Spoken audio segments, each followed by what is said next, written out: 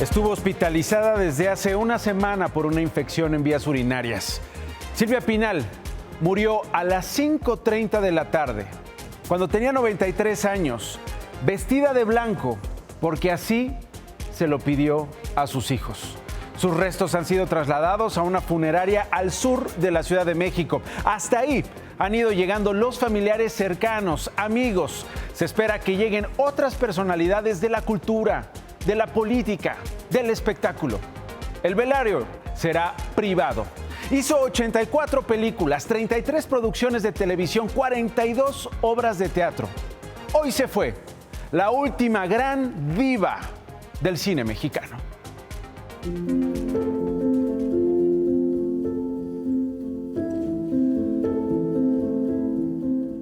Y Silvia Pinal fue probablemente, junto con María Félix y Dolores del Río, la estrella femenina más grande que dio esa cinematografía. Esta doble personalidad que tenía Silvia, que era lo mismo muy virginal y lo mismo muy sexual. Silvia Pinal se convirtió en una de las grandes productoras, también directoras y protagonista de musicales.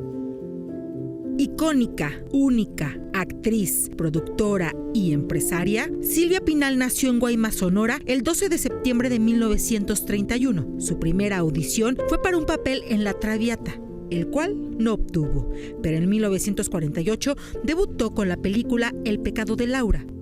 No tardó mucho en volverse una de las máximas exponentes del cine de oro mexicano. Pero sin duda, la película Viridiana del español Luis Buñuel la transformó. Esta cinta vio la luz en 1961 gracias a que la actriz rescató una copia del filme que en ese entonces el Vaticano y el franquismo censuraron porque abordaba temas como el suicidio y la violación. Silvia Pinal escapó de España con Los carretes en la maleta y gracias a Salvador Novo se distribuyó en cines mexicanos. Y gana el Festival de Cannes la película. Y bueno, pues trasciende también con eso Silvia Pinal al haber estado en estos filmes con Luis Buñuel. El Ángel Exterminador obviamente es una película muy importante. Simón del Desierto. Se transforma, digamos, en una suerte de leyenda viviente, una suerte de mito cinematográfico. No replicará ese gran momento en su carrera cinematográfica.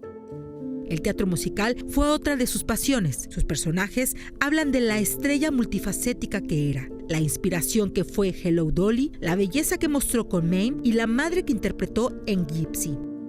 Después, se convirtió en una fuerza y figura en la televisión mexicana. Estuvo al frente de producciones con las que empezó a contar las historias, a retratar la vida y complicaciones de mujeres cuando no tenían un escaparate. Pues yo creo que eso fue un parteaguas en la televisión mexicana. ¿Por qué? Porque bien lo cuenta doña Silvia en su autobiografía.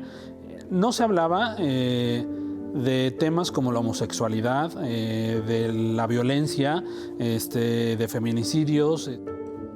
Desde 1952 hasta 2019, Silvia Pinal marcó la historia de la televisión mexicana en producciones como Con los brazos abiertos, la telecomedia de Manolo Fábregas, Silvia y Enrique, Ahora Silvia, La hora marcada y Mujer, casos de la vida real, que estuvo al aire por 21 años.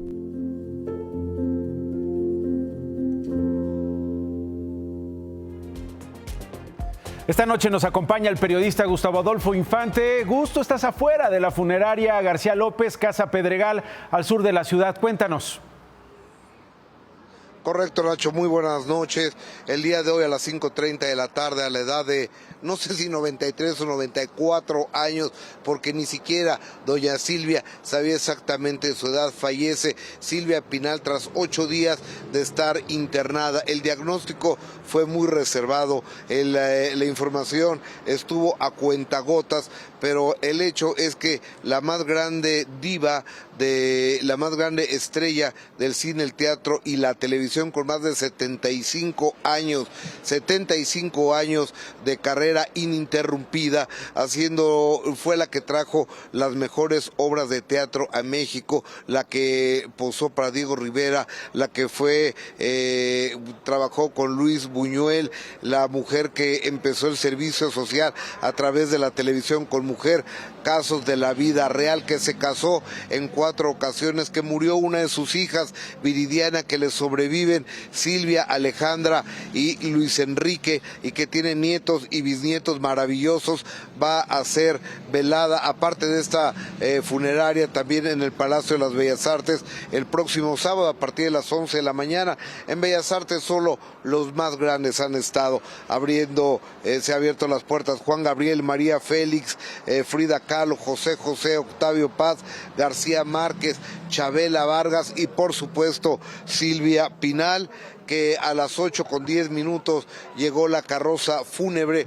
que venía del hospital donde fallece doña Silvia Pinal. Te quiero decir que Silvia Pinal, aparte de haber filmado con Jorge Negrete, con Cantinflas, con Pedro Infante, con Tintán, con Dolores del Río, te quiero decir, por ejemplo, que el día de hoy la presidenta de la República, Claudia Sheinbaum Pardo, le dedicó un mensaje a través de su cuenta de X, donde de lo más importante que la presidente o presidente de la República dice: crecimos admirándola. Y cómo no, también en el Senado de la República se rindió un homenaje, y te quiero decir que este sábado a partir de las 11 de la mañana el recinto cultural más importante de México, Bellas Artes, abrirá sus puertas.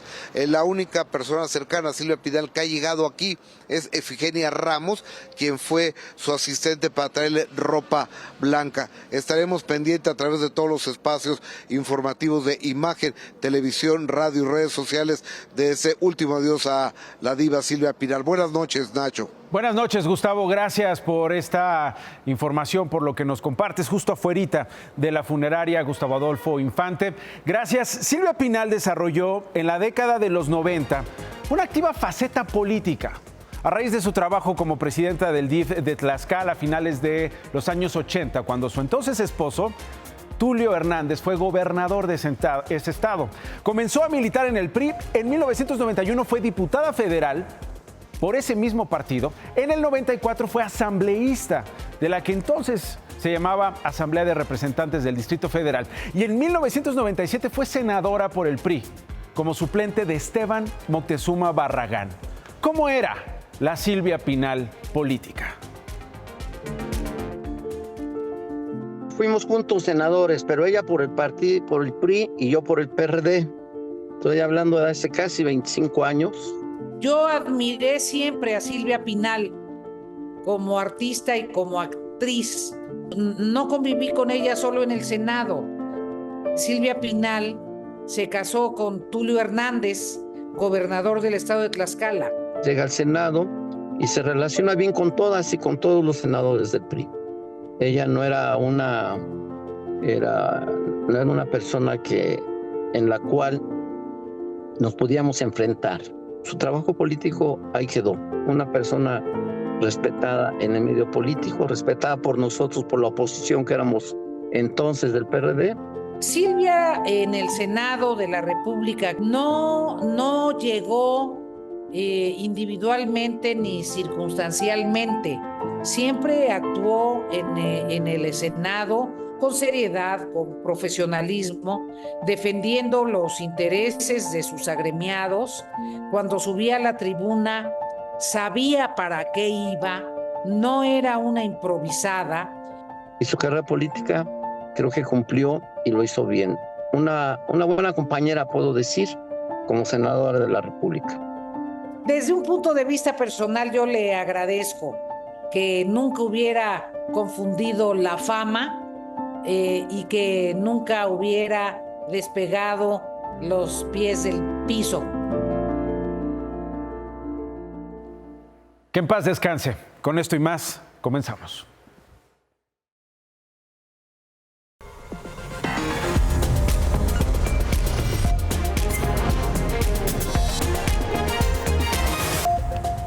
En otras cosas, el secretario de Economía del Gobierno de México, Marcelo Ebrard, informó que por órdenes de la presidenta Claudia Sheinbaum se ejecutó un operativo antipiratería en la plaza de Izazaga 89 en el centro histórico. Mire cómo sucedió.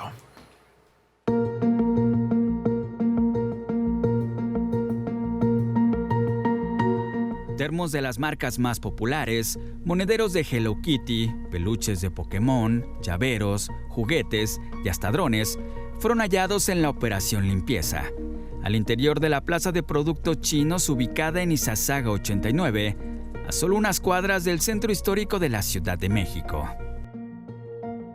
Decenas de elementos de la Marina y la Policía Capitalina llegaron esta mañana a la Plaza México Mart y decomisaron alrededor de 110,000 objetos de piratería y contrabando. Había elementos del sector juguete, había peluches, había muñecas, maquillajes y accesorios, una falsificación de los mismos, como colchas, como almohadas, como playeras. También hubo algunos elementos de carácter electrónico. Al menos 3 tráileres fueron llenados con bolsas y cajas marcadas con la leyenda mercancía asegurada. Hasta el momento no se reportan personas detenidas. Uno de los locales medía aproximadamente unos 1,000 metros cuadrados. No tenían ningún papel que pudiera comprobar la compra de dichos objetos. Este no es el primer operativo en Izazaga 89. El 11 de julio de este año, el Instituto de Verificación Administrativa de la capital clausuró la plaza por irregularidades de protección civil y de construcción. El 29 de agosto fue reabierta. Los comerciantes tienen 10 días para acreditar la legalidad de los productos antes de que sean destruidos por el INPI.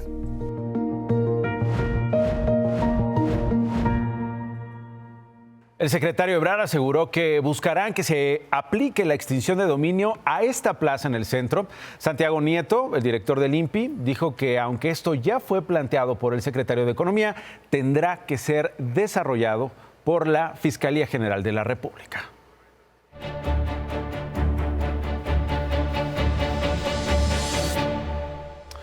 Otro jueves negro en Culiacán. Van 12 semanas de violencia y solo hoy, hasta esta noche, se habla de por lo menos 11 personas asesinadas. Insisto, es un lapso de 24 horas y una serie de ataques a casas, negocios, restaurantes. Muy probablemente hoy fue uno de los días más cruentos en Culiacán.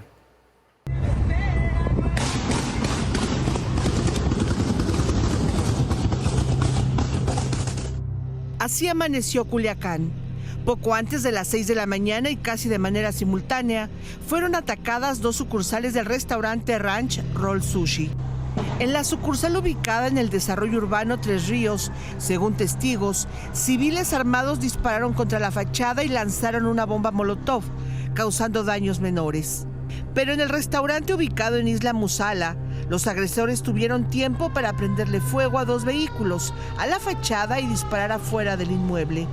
En ambos atentados, los delincuentes actuaron y se fueron sin ninguna dificultad. No hubo autoridad estatal o federal que llegara a tiempo para detenerlos. Los únicos que llegaron al llamado de emergencia de manera inmediata fueron los bomberos, pero no pudieron intervenir. Se sintieron amenazados porque los delincuentes todavía estaban en el lugar disparando.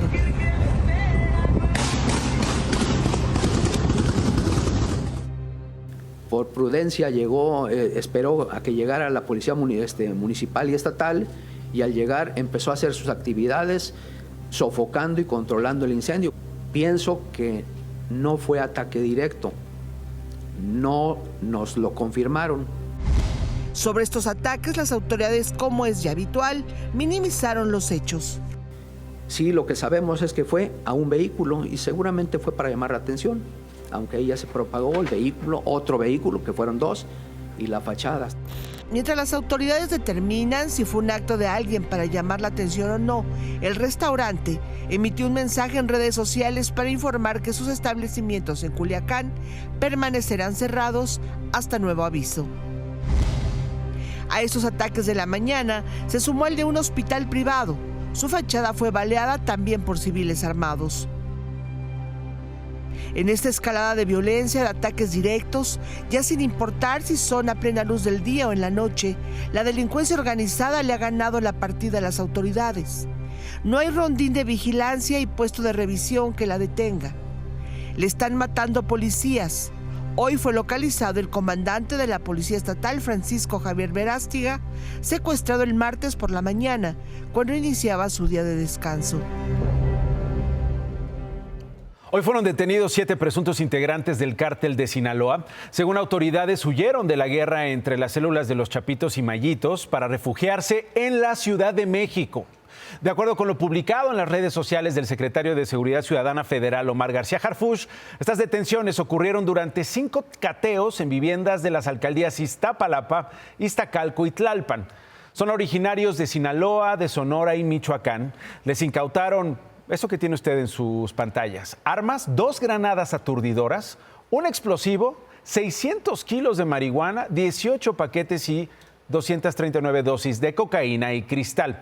García Harfuch informó que los detenidos pertenecían a esta organización dedicada al trasiego y comercialización de drogas, la cual operaba en la zona oriente de la Ciudad de México. Esta tarde una pipa con combustible se quemó y explotó a unos metros de una caseta sobre la autopista Chamapa-Lechería, a un costado de Galerías Atizapán, en el Estado de México. El conductor falleció calcinado. El incendio, que se alcanzaba a ver a varios kilómetros de distancia, fue captado así. La explosión dejó algunas casas y negocios con cristales rotos, pero sin daños mayores. Esta madrugada un incendio consumió la gran bodega de Amalucán en Puebla. Las llamas alcanzaron un tanque de helio que provocaron un par de explosiones. Bomberos y elementos de protección civil tardaron 3 horas para controlar el fuego. Un guardia de seguridad que estaba en la bodega se resguardó en las cámaras de refrigeración hasta que finalmente fue rescatado con vida. Y esta mañana se registró un incendio en la refinería de Pemex en Minatitlán, en Veracruz. De acuerdo con Petróleos Mexicanos, el incendio se presentó en el área de efluentes, por lo que de inmediato se activaron los protocolos de atención y quedó sofocado en menos de 20 minutos. No hubo afectaciones a la comunidad ni trabajadores lesionados.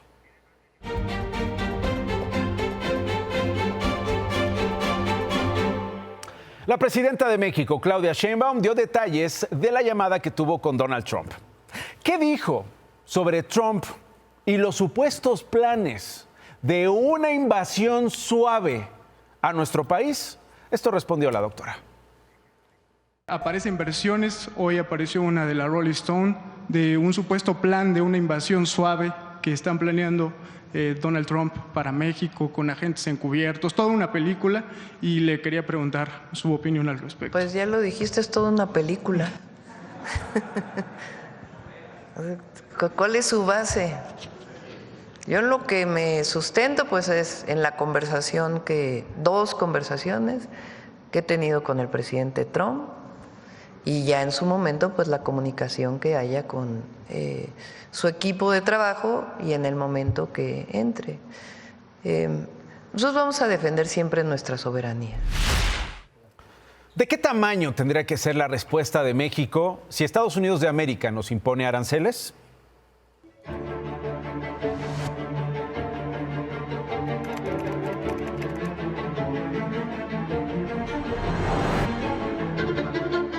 Las guerras arancelarias se saben cómo empiezan, pero no cómo terminan. Es un camino azaroso y peligroso el usar los aranceles mezclándolos con otros temas que no son estrictamente comerciales. Si la palabra de Trump se hace real, México no tiene otra opción. Y desde luego en los dos países habría inflación, desempleo y desde luego disminuiría el crecimiento económico.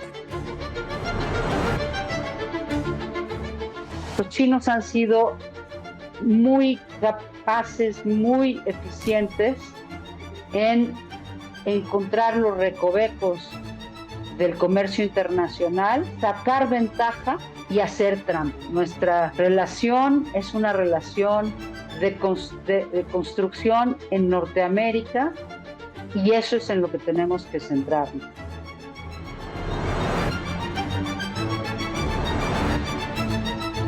Que es como querer parar el cauce del agua. Realmente la migración no se va a parar porque Estados Unidos necesita migrantes.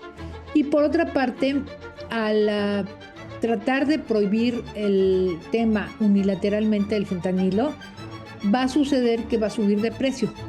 Entonces vamos a tener la misma demanda de fentanilo, pero a precios más alzados.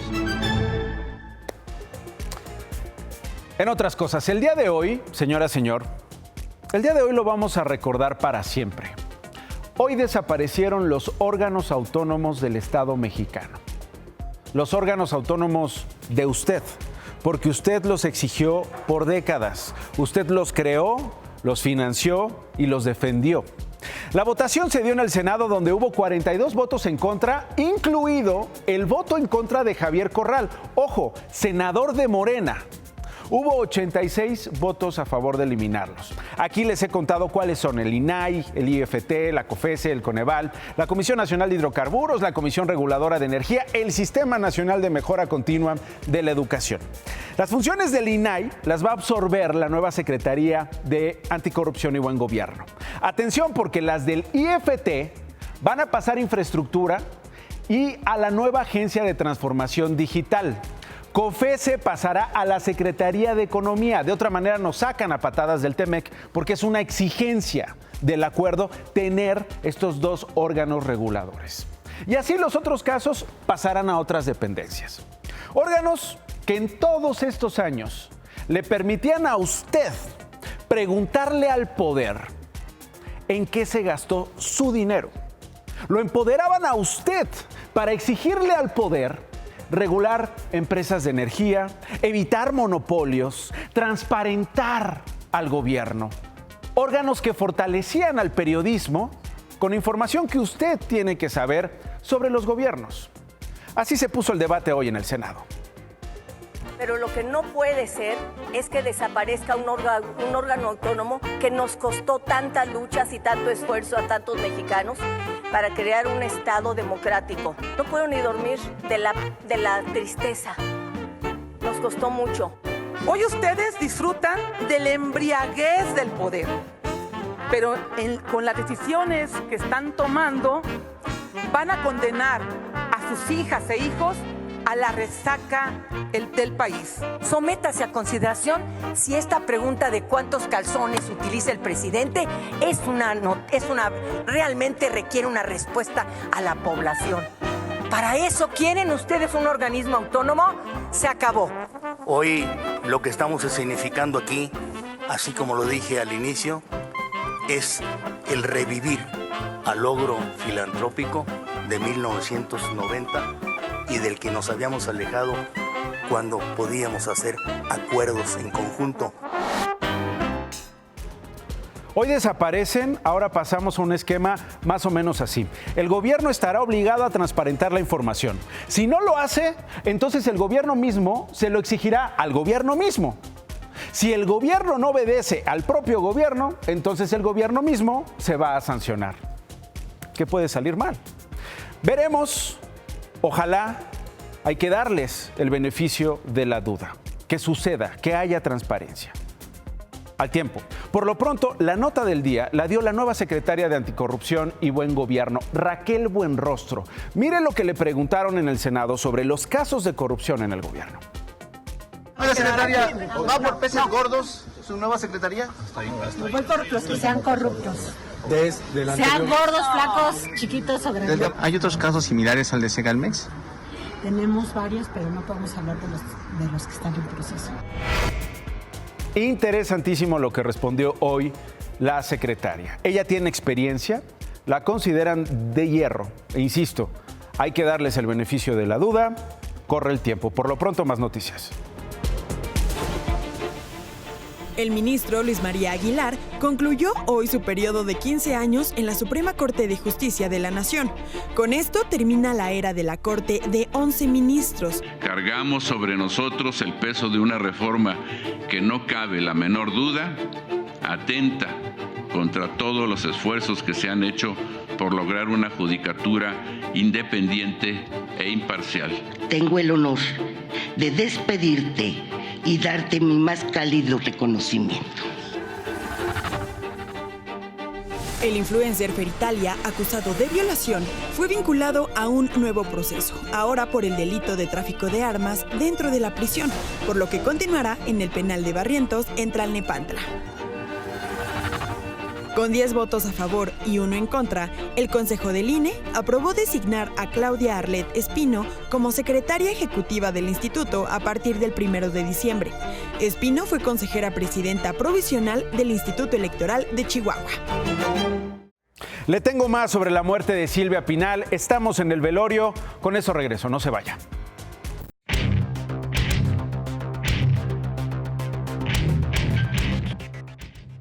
Acompáñenme a ver esta triste historia. Petróleos Mexicanos antes le daba a ganar al gobierno federal. Era de esas cosas buenas que tenía el gobierno. Fue en su momento el sostén de la economía. Sin embargo, con el paso de los años, las cosas cambiaron radicalmente. De acuerdo con un estudio del BBVA México, hoy la operación de Petróleos Mexicanos le cuesta al gobierno federal. El gobierno federal pierde dinero por tener a Pemex. Y déjeme decirle lo que es peor. Si ya Pemex venía mal, durante la administración de Octavio Romero, quien ahora es director del Infonavit, las cosas se pusieron peor. Él presumía, le gustaba mucho hacerlo, que habían disminuido la deuda total de Pemex. Pero lo que estaba creciendo era lo que se le debe a los proveedores, a las personas que le hacen un producto o servicio a Petróleos Mexicanos y que no les pagan o les pagan tarde y mal. Esto es hoy el 20%. Oye usted bien, el 20% de la deuda total de Pemex. Pero como son estas historias, siempre tienen un lado bueno. La dirección de Pemex, la Secretaría de Energía, la Secretaría de Hacienda, hoy anunciaron que están revisando cómo está la situación con los proveedores. No terminando los contratos, sino revisando para pagarles bien y mejor. Échame la cámara. No es el primer operativo en esa plaza china, pero este es más vistoso, porque Nacho, quieren que se vea que México está en contra de la piratería china. Gracias, David. Regreso con lo último, con lo que está pasando con el velorio de Silvia Pinal. Carolina Lomas, estás en el velorio de Silvia Pinal. Adelante. Efectivamente, Nacho, estamos afuera justo de donde van a velar los restos de la última gran diva del cine de oro mexicano, Silvia Pinal. Hasta este momento es importante mencionar que solamente estamos congregados en las inmediaciones los medios de comunicación. Nos comunicaron que sí, efectivamente va a ser un velorio totalmente privado, entonces esperamos que con el paso de las horas empiecen a llegar amigos y familiares más cercanos. Ahora, mañana en la mañana se espera que su cuerpo sea trasladado a su residencia en el Pedregal, donde se realizará también una misa que igualmente será privada con sus seres queridos. Hasta aquí la información, Nacho. Gracias, Carolina. Vamos a estar pendientes. Gracias a usted por habernos acompañado. Se queda con ¿Qué importa? Buenas noches.